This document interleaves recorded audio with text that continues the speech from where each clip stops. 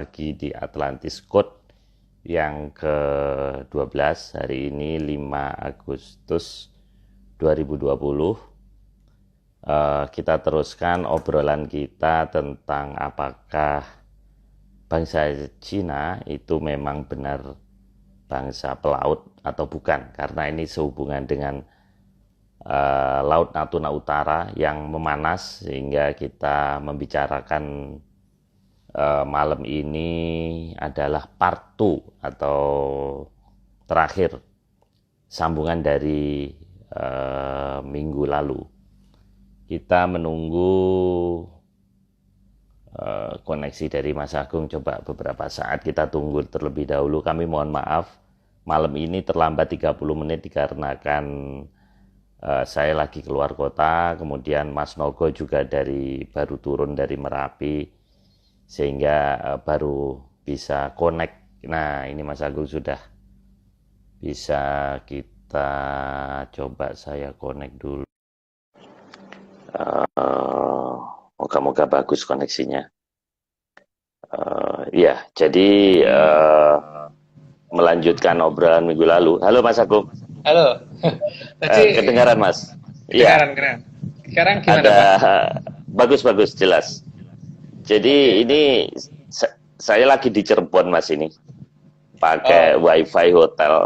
Ini saya dari lantai 9 Swiss Bell Hotel.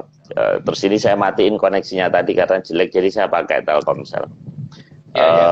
Mas Agung, iya, jadi malam ini kita lanjutin Mas obrolan kita minggu lalu tentang bangsa Cina, apakah itu bangsa pelaut, yang part 2 atau terakhir.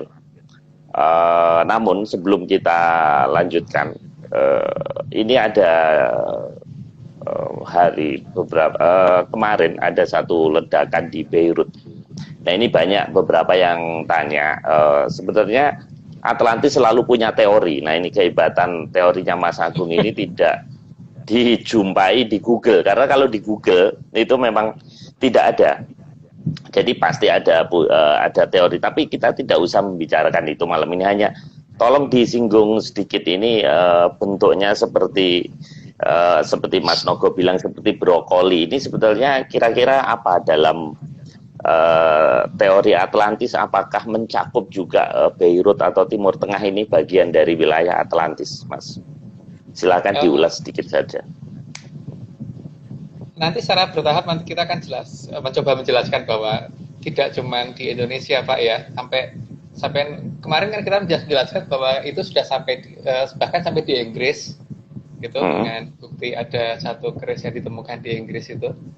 Terus kemudian kita sudah jelaskan juga sampai di benua Amerika, dari beberapa relief di penataran yang kita cocokkan dengan beberapa patung yang ada di daerah suku Maya, Inka, dan termasuk patung gajah di Honduras dan sebagainya, gitu, di Copan Honduras dan lain-lain. Terus beberapa relief di Candi Cetro dan Candi Sukuh yang kita cocokkan dengan beberapa cara penggambaran, cara berpakaian orang di daerah benua Amerika. Itu kan menunjukkan bahwa Atlantis tidak cuma di Indonesia, Pak, gitu. Tidak cuma di Indonesia. Jadi sampai sana juga. Cuman kalau kita mengikuti dari strata kepedalangan, kan memang itu nanti akan kembali pagelaran itu akan dimulai ketika munculnya jamur tipo. Nah, jamur tipo ini kan banyak asumsinya ya, tapi yang jelas kalau wujudnya jamur itu kan ya seperti itu, gitu. Tapi ini belum, karena harusnya kan tidak sekecil itu ya. Karena petunjuknya yang jelas itu yang bisa kita lihat. Makanya kalau di Jawa itu ada di sebelah raja, kalau ada seorang raja bertahta, itu pasti di sebelah kanan belakangnya dia ada yang namanya payung keprabon atau songsong agung. Itu menunjukkan bahwa sang raja ini akan ada ketika payung keprabonnya ada, gitu kan. Nah, itu hanya untuk sebagai petunjuk bahwa nanti akan kembalinya peradaban ketika sudah terjadi seperti itu, gitu, Pak. Tapi ini masih belum, karena ini belum ya. Jadi kalau kata Mas Timi kan ini bukan cendawan, bukan jamur tipo, ini masih brokoli. Ya, masih brokoli ya. Ini memang lucu nih, bentuk jamur atau Umbrella ini rupanya di Netflix juga ada filmnya. Jumat kemarin baru diputer seri terbaru Umbrella Academy, itu juga payung. Makanya saya nggak tahu kok tiba-tiba di pedalangan juga ada cerita tentang payung ini juga. Makanya agak mengherankan ini. Tapi oke lah Mas, kita malam ini tidak membahas Tidak itu. bahas itu. Nanti tapi ini Ya. menarik, ya menarik. Jadi kajian Atlantis ini di luar dugaan banyak orang. Jadi dipikirnya kita itu hanya mengambil teori dari Plato, teori dari Aurelius Santos, Stephen Oppenheimer. Ternyata apa yang dikemukakan Mas Agung ini memang asli menyan. Itu yang tidak dipunyain oleh komunitas lain itu, Mas. Oke Mas, Ya. kita teruskan. Malam ini kita ada 15 slide. Kalau 60 menit berarti satu slide cuma 3-4 menit. Jadi cukup lumayan pembahasan kali ini. Dan untuk topik Laut Natuna Utara kita akhiri malam ini, karena kalau terlalu lama nanti topik-topik lain tidak bisa kita bahas. Jadi kita akhiri malam ini Laut Cina Selatan atau Natuna Utara. Setelah itu kita lanjutkan minggu depan dengan topik lainnya. Ini saya tampilkan slide pertama, Mas. Ini apa, Mas? Pulau ini sepertinya. Slide pertama itu kita menunjukkan bahwa keberadaan kota pantai di Cina itu ternyata sangat sedikit. Artinya kalau mereka pernah menguasai Laut Natuna Utara, cukup Pak saya kira, karena mereka juga pada bisa melihat dari Google. Kalau kita mempercayai mereka misalkan bahwa mereka pernah menguasai Laut Natuna Utara, itu minimal yang terjadi adalah kota pantai mereka akan banyak bahkan Pak. Jadinya masuk iya cuma beberapa kota doang gitu. Terus masih banyak yang berupa hutan juga sampai dengan hari ini. Dan ini beda dengan kalau kita melihat Jepang, kita melihat Korea, dan kita melihat Taiwan gitu. Paling tidak itu pantai mereka memang benar-benar hidup gitu. Kalau ini kan mayoritas kota pantainya itu mayoritas masih berupa hutan, masih kelihatan hijau dari satelit, dan apa namanya, bahkan ya kalau yang seperti yang pernah saya ceritakan waktu itu, mereka kan memberi nama lautan itu dalam bahasa sana kan Hai, tapi mereka nggak kenal samudra kan Pak. Padahal kan kalau misalkan mereka kenal samudra harusnya ada kata lain dong. Berarti seperti di kita itu kita kenal laut, kenal samudra. Kalau dalam Sanskerta malah kita kenal namanya Jaladri dan sebagainya gitu ya. Jadi nama-nama ini berkembang jadi menunjukkan tempat yang makin luas gitu. Dan mereka kenal cuma laut. Terus kalau misalkan mereka diakui pernah melaut sekalipun, ternyata dari semua lukisan mereka itu kapal mereka itu selalu di latar belakangnya selalu ada gambar pegunungan, ada gambar pulau dan sebagainya. Jadi nggak pernah benar-benar tengah laut gitu, nggak pernah sampai ke tengah laut beneran. Jadi kalau mereka pernah nyebrang misalkan menguasai sampai misalkan Paracel sekarang atau sampai Spratly, paling tidak mereka itu pernah menggambarkan kapal mereka di tengah laut gitu kan. Nah kalau kapal mereka pernah sampai di tengah laut berarti kan untuk perbekalan mereka butuh tempat kan Pak sebelum berangkat. Nah itu pasti tidak cuma di satu tempat seharusnya. Kalau memang menguasai kan tidak cuma satu kapal Pak, itu ada berbagai banyak kapal dan dari berbagai banyak wilayah yang ada di sekitar pesisir mereka. Seperti kita ngeklaim bangsa pelaut itu, kita kan di sepanjang utara Pulau Jawa itu beberapa pantai itu selalu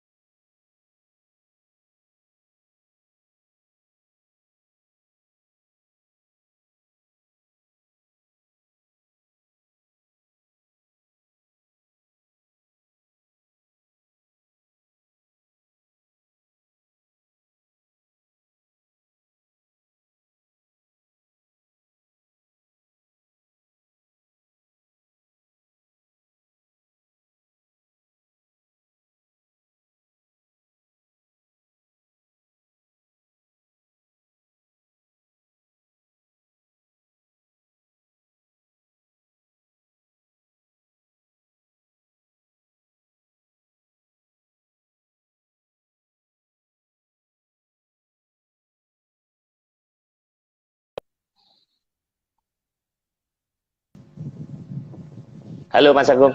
Halo. Halo. Halo Mas, ya, tadi, teruskan Mas. tadi Iya sempat, Mas. tadi sempat keputus Pak. Iya. Itu kenapa Iya. tadi? Enggak, Eh, ya, kayaknya di tempatnya Mas Agung. Oke, teruskan Mas. Oke, jadi ini tadi kan menunjukkan bahwa kalau mereka pernah melaut sampai benar-benar lepas pantai, maka seharusnya ada yang namanya kota-kota pantai. Seperti kita kan ada Tanjung Perak, Tanjung Priok, Tanjung Mas dan sebagainya Mas, gitu. ya. Terus di antara di antara dua pelabuhan besar itu seperti di Cirebon juga ada, di Tegal juga ada gitu kan Pak. Itu menunjukkan bahwa negara kita memang benar-benar negara pelaut gitu. Kalau mereka kan enggak, kita bisa lihat bahwa kota pantai mereka itu sangat sedikit. Kalau ada itu baru saja gitu. Jadi bukan kota-kota lama, jadi kota-kota baru rata-rata. Jadi kalau mereka mau ngeklaim sampai ke sana, ya itu meragukan sekali ya. Bukti yang paling nyata aja kotanya masih cuma segitu gitu. Gitu. Jadi penjelasan dari slide pertama itu seperti itu. Jadi seharusnya tidak banyak yang berupa hutan, seharusnya banyak daerah terbuka gitu. Sudah banyak daerah terbuka di sana.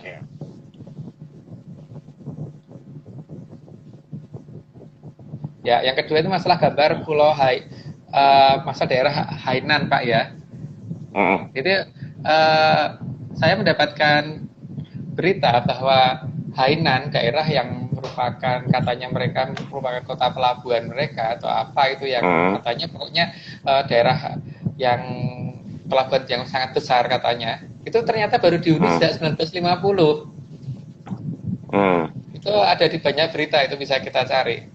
Nah, kalau kota pantainya saja baru ditinggalin 1950, masuk ya 1947 mereka mau ngeklaim baseline gitu.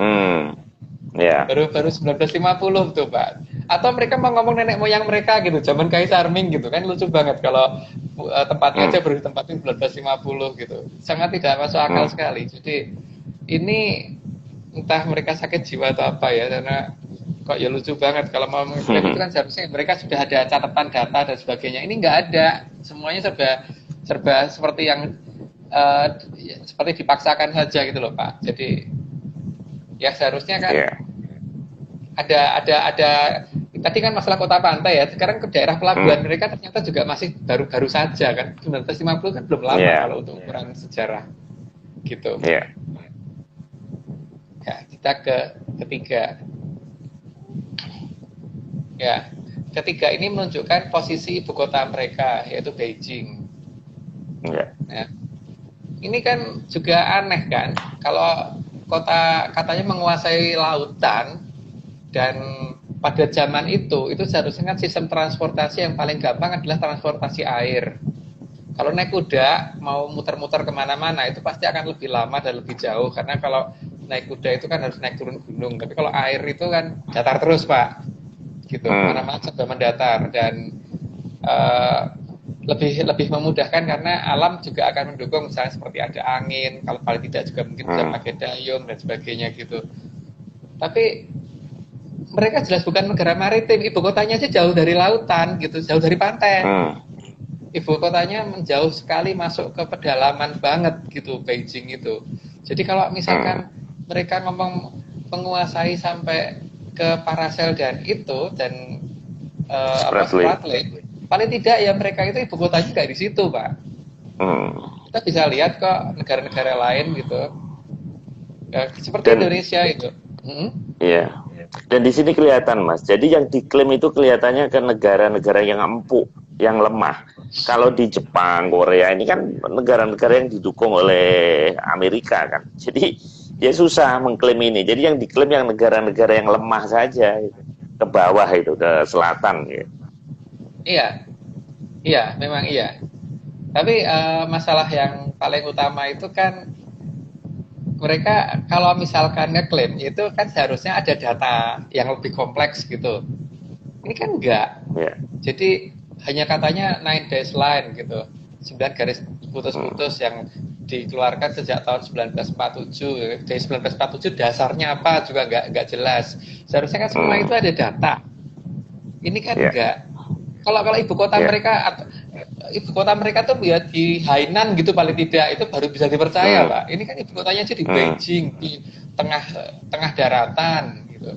Dan kalau kita melihat malah seperti kayak posisinya kayak orang ketakutan gitu di posisi ibu kotanya, karena seharusnya kan berani kayak dekat Jepang gitu. Iya, Waktu itu buktinya perang sama Jepang aja nggak berani kan Pak, beraninya kan iya, dibantu Amerika dan sebagainya gitu.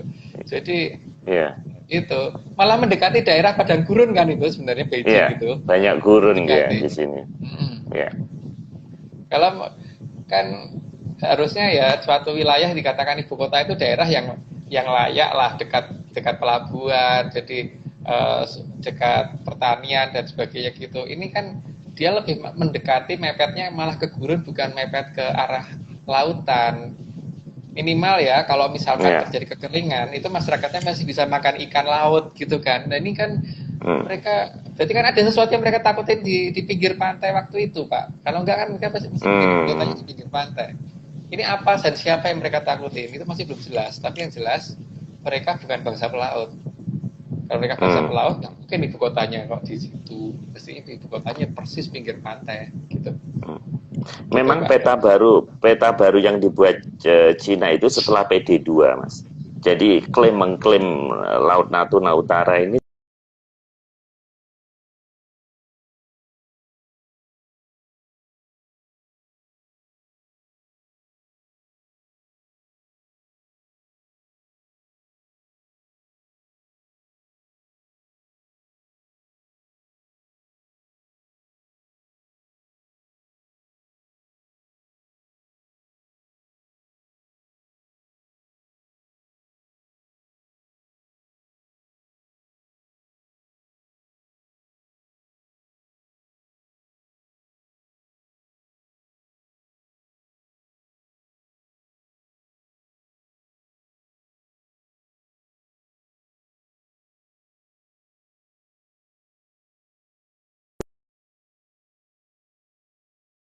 putar terus. Ah, akhirnya ya, ya tadi muter terus Pak. Ya terus ya nggak apa-apa. di slide keempat itu kan kita Ya. menunjukkan ada banyak gurun di situ. Sebenarnya yang kita ekspor di situ adalah tentang banyaknya cerita peperangan yang terjadi justru di daerah gurunnya itu, bukan di daerah pantai dan lautnya itu gitu. Jadi kalau mereka bangsa maritim, paling tidak itu ya pernah kayak ada cerita kapal sekian armada kapal Jepang itu bertempur dengan sekian armada kapal Cina gitu Pak. Kan kita nggak nemu loh berita itu. Yang ada kalau ada pertempuran itu di darat, walaupun perang dengan Jepang sekalipun di darat gitu loh. Jadi sudah kesusupan dulu, bukan mereka yang ekspansi. Mereka nggak ekspansi Iya. waktu itu. Gitu. Iya. Itu berdasarkan slide nomor 4 yang tadi Iya. isinya gambar Ini slide nomor 5 nih, Mas. Di Laut Kuning ya dia. ya. Beijing. Posisi Beijing kan kalau kita lihat lebih dekat ke Laut Kuning. Lah, Laut Kuning itu apa sih? Laut Kuning itu kan teluk, Pak. Ya. Itu pun dari teluknya aja masih jauh, tidak dekat gitu. Ya. Artinya kan apa? Mereka tuh tidak berani menghadap laut lepas. Tidak berani menghadap laut lepas. Itu jelas bahwa mereka hanya berani mendekati itu, tapi ya itu pun tidak berani di pinggir pantai. Itu kok bisa ngeklaim bangsa pelaut dari mana gitu loh, kok bisa ngeklaim 9 garis putus-putus dari mana, wong ibu kotanya aja kayak kabur ke tengah gitu, malah mendekat gurun. Nah kalau mereka membuat 9 garis putus-putusnya di gurun pasir itu mau sampai ke Afrika silakan, karena memang mereka ada dasarnya itu loh. Ada cerita mereka bertempur di daerah gurun, kan? Mereka bisa aja klaim ini gurunnya gurun di Afrika gitu, padahal gurun di negara mereka sendiri juga gitu kan, nggak masalah. Tapi paling tidak mereka tidak layak kalau mereka ngeklaim ke daerah lautannya, karena memang mereka nggak ada ininya, nggak ada bukti kalau mereka pernah ke lautannya itu. Memang isu Laut Natuna Utara ini setelah Perang Dunia Kedua, Mas. Jadi sebelum Perang Dunia Kedua itu tidak ada. Isu itu tidak ada. Tidak ada dalam percaturan politik mereka. Tapi begitu setelah Perang Dunia Kedua, kemudian China membangun ekonominya makin kuat, meninggalkan jauh negara-negara di Asia Tenggara, sehingga itu muncul. Jadi kita menekankan di sini secara historis itu tidak ada. Catatan itu kurang. mengenai Cengho nanti kita bahas lain kali lah, karena itu ada unsur Mongolianya juga, bukan Cina. Jadi kita nggak bahas malam ini, nanti kita sesi khusus. Yang kita bahas adalah secara historis, apakah bangsa Cina ini mempunyai catatan atau bukti-bukti bahwa dia menguasai sampai Nusantara Paracel. ini, sehingga Ya. mengklaim, betul, sampai Paracel, sehingga dia mengklaim Natuna Utara itu bagian dari dia, gitu. Oke Mas, ini slide nomor 6 nih, ini kapal induk nih Mas. Ya, sebenarnya masalah yang saya tunjukkan itu adalah kemampuan maritimnya mereka itu. Jadi kan proses membuat kapal itu dari kapal yang paling buruk sampai ke kapal yang paling sempurna itu butuh waktu kan Pak. Seperti Rusia dan Amerika tidak langsung tiba-tiba bisa bikin kapal induk gitu kan. Mereka dimulai dari kapal yang sederhana sampai kapal yang besar. Tapi karena mereka negara maritim, maka mereka ada proses itu. Dan mereka sampai bisa membuat sendiri gitu. Kalau Cina ini kan Liaoning aja nyolong, Pak. Itu kan nyolong. Beli dari Ukraina alasannya mau dipakai untuk bikin kasino gitu loh. Jadi ada pengusaha yang seolah-olah mau bikin kasino dari kapal induk, terus kemudian beli dari Ukraina, nah, terus kemudian kapal itu dibawa, dibeli blueprintnya segala, maka harganya juga nggak mahal karena itu kapalnya kapal jelek kan tadinya, sudah karatan dan sebagainya, sekarang jadi bagus ya, mereka perbaiki lagi dan dari blueprint itu mereka bisa bikin sandong. Loh, kalau seperti itu Pak, sangat jelas nggak sih kalau mereka bukan negara maritim, kapal induknya nggak bisa bikin, bisanya nyolong Pak. Artinya apa? Kalau kapalnya aja nyolong, berarti kan pulau yang mereka klaim juga pulau nyolongan kan Pak. Jadi mereka memang bakatnya maling gitu. Bakatnya itu memang. Jadi seperti teknologi yang mereka miliki, memang ya semuanya nyolong semua. Itu bukan karena mereka pinter dan mereka ahli, tidak, tapi memang ahli maling iya Pak. Jadi memang ini negara yang cocoknya ya memang benar kalau dikatakan hanya bisa mencuri sana mencuri sini gitu. Hati negara Tisani gitu mungkin Pak. Tipu sana tipu sini. Iya. Nah, ini slide ke-7 Mas. Ini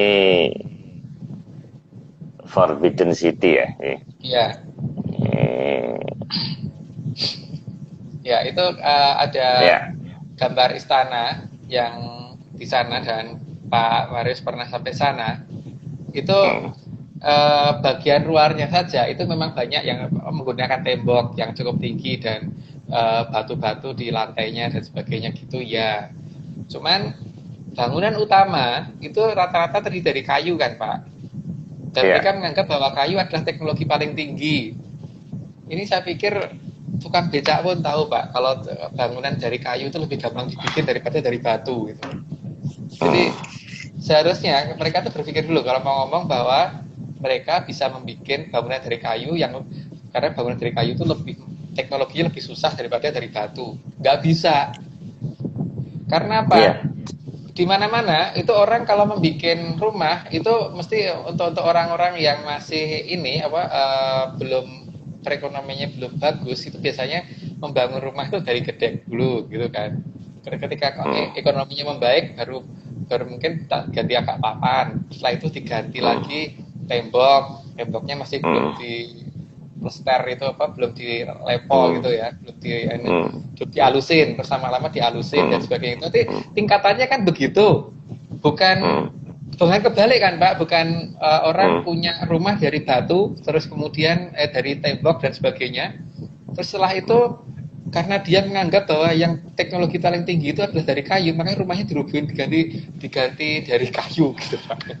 Iya. Ini nggak logis, mereka nggak logis.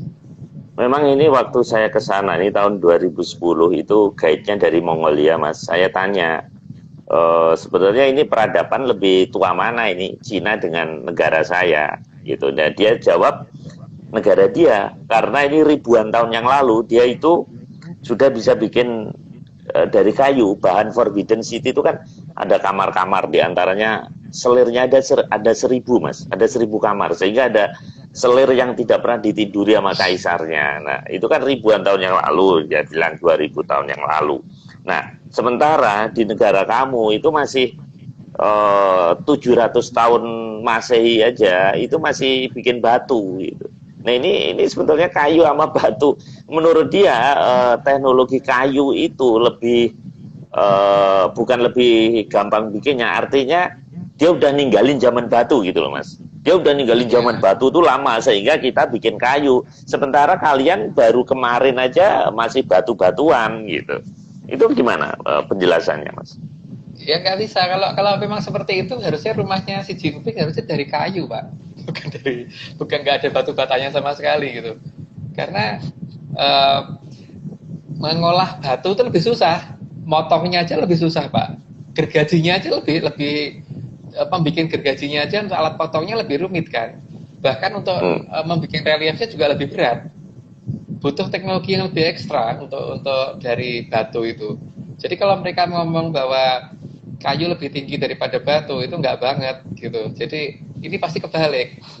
Kalau mereka ngomong ribuan tahun dan sebagainya, itu kan masalahnya di tempat kita memang peradaban kita sebagian masih ditutupin, masih disembunyikan. Karena beberapa piramid di Indonesia masih belum diizinkan untuk dibuka oleh pemerintah. Jadi kalau misalkan ini semua bisa dibuka, kebalik semua pasti. Yang jelas, gini, kalau mereka bikin cuma dari kayu, paling tidak itu bikin pilar dari kayu itu lebih gampang mendirikannya daripada bikin pilar dari batu, gitu kan. Dan membentuk pilarnya juga lebih susah, gitu. Iya. Tadi menarik Mas Agung bilang bahwa kita ada beberapa piramid yang belum boleh dibuka. Kebetulan kan sekarang saya lagi di Cirebon nih. Nah tadi sebelum Plumbon, jadi waktu tol setelah Cikampek itu masuk ke Cirebon. Nah itu di sebelah kanan itu ada pegunungan aneh-aneh Mas.